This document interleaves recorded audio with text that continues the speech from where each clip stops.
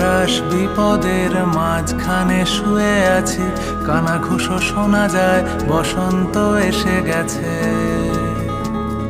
বসন্ত এসে গেছে, কবিদের মৃতদেহ চাপা পড়ে কাগজে, বসন্ত এসে গেছে। তার ছেঁড়া যন্ত্রের মাঝখানে শুয়ে আছি, আমলকি বনে শোনো, বসন্ত এসে গেছে, বসন্ত এসে গেছে।